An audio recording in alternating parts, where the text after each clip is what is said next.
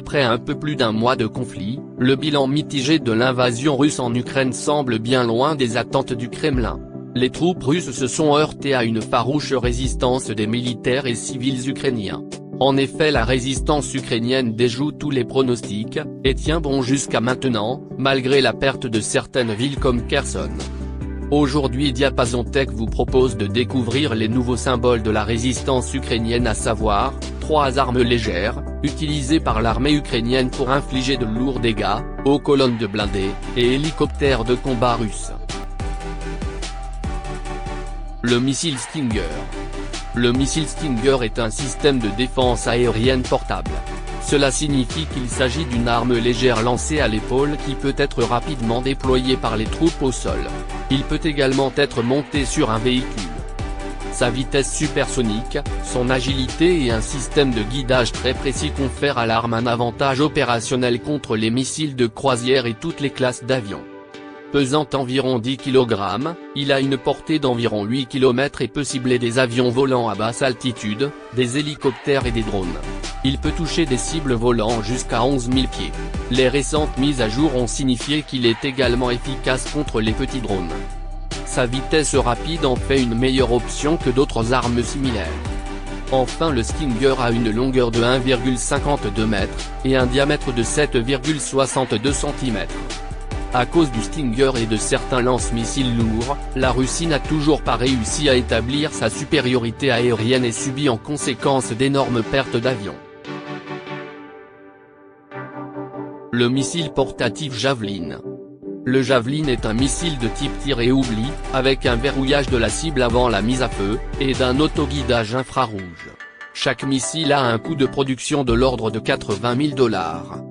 Le missile peut être programmé pour effectuer 2 types d'attaques.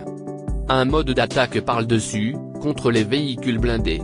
Une fois le missile lancé, il monte à 150 mètres, et retombe sur la cible à la verticale, permettant une meilleure pénétration contre les blindés. Un mode d'attaque direct à l'horizontale, contre les fortifications ou les bâtiments. Le missile s'élève jusqu'à 50 mètres pendant le vol. Le missile Javelin a aussi la capacité d'engager des hélicoptères en mode d'attaque directe. L'ogive du missile est constituée de 2 charges explosives placées en tandem. La première charge permet de faire exploser les blindages réactifs, et la deuxième charge, la principale, permet de perforer les blindages classiques. Les effets dévastateurs de ce missile ont été observés en 2003 contre les chars T-62 et T-72 irakiens. L'utilisation du lance-missile Javelin s'effectue en général par 2 personnes, un porteur et un tireur.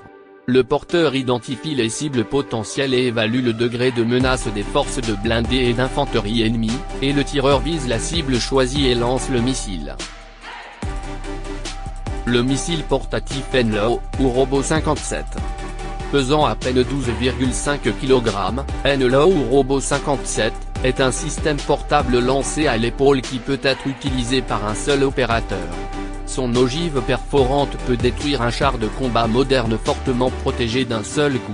Ce missile est efficace à des distances comprises entre 20 et 800 mètres.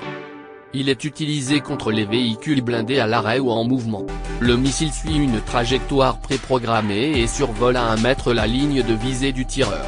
Il utilise une fusée de proximité magnétique et optique, pour détecter sa cible qu'il survole avant de détonner au-dessus du toit, où le blindage est généralement moins épais.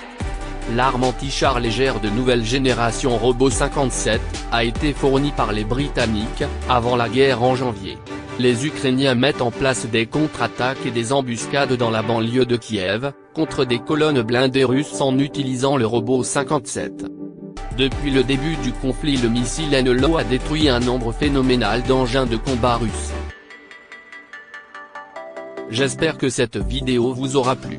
Si c'est le cas, mettez-nous un pouce j'aime pour soutenir la chaîne, et n'hésitez pas à vous abonner pour suivre notre actualité.